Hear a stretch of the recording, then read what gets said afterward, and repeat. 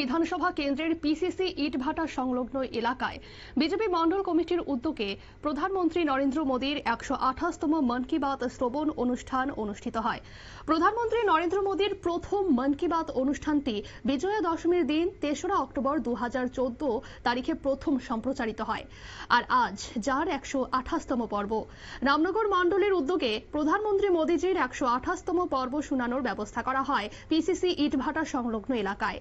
সেখানে প্রধানমন্ত্রীর মন কি বাত অনুষ্ঠান শুনেন মন্ত্রী সুধাংশু দাস, বিধায়ক তথা মেয়র দীপক মজুমদার, বিজেপি রাজ্য সহ সভাপতি সুবল ভৌমিক, কামনগর মণ্ডল সভাপতি অমিতাভ ভট্টাচার্য সহ অন্যান্যরা।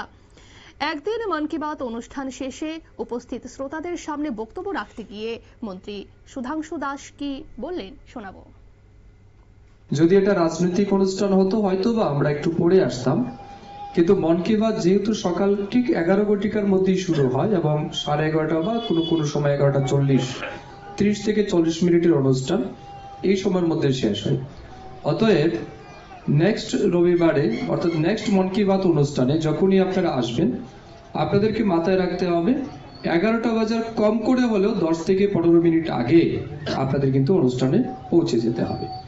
আপনারা সকালবেলা ট্রেন ধরতে যারা যান, ট্রেন ধরতে গিয়ে যেভাবে টাইমকে মেনটেন করতে হয় ঠিক তেমনি মন কি বাত অনুষ্ঠানকে যদি আপনি উপভোগ করতে চান তাহলে নির্দিষ্ট সময়ের আগেই কিন্তু আপনাকে গন্তব্যস্থলে পৌঁছে যেতে হবে। 1 নম্বর বিষয়।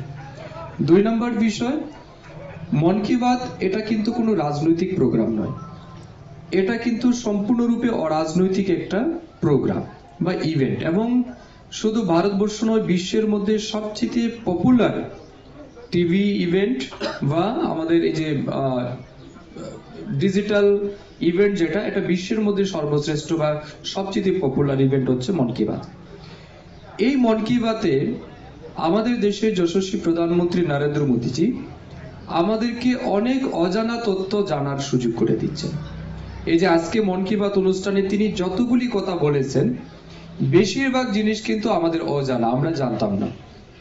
তিনি কিন্তু সেটাকে 1 by 1 আর্টিকুলেট করেছেন।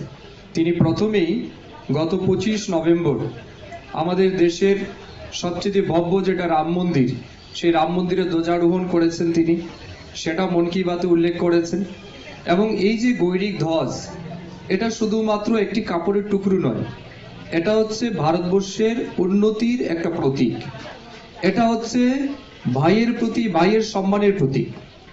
এই ধ্বজটা হচ্ছে পিতার প্রতি পুত্রের সম্মানের ধ্বজ।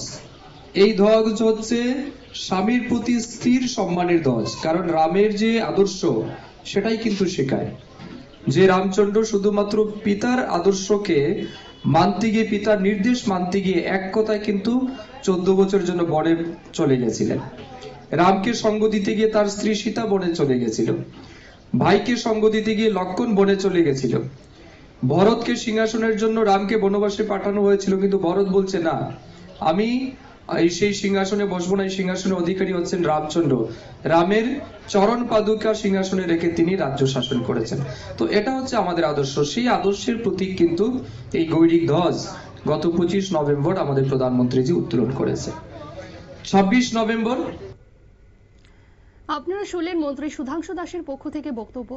যেহেতু প্রধানমন্ত্রীর মন কি বাত অনুষ্ঠান একটি অরাজনৈতিক অনুষ্ঠান এবং এই মন কি বাত অনুষ্ঠানে বিভিন্ন বিষয়ে জানা যায়, সেদিকে লক্ষ্য রেখেই সকল অংশের মানুষকে মন কি বাত কার্যক্রমে সামিল করার আহ্বান জানান। সংবাদ এখনকার মতো এই পর্যন্তই। পরবর্তী আপডেটের জন্য অবশ্যই নজর রাখুন নিউজ ভ্যানগার্ডের পর্দায়। নমস্কার।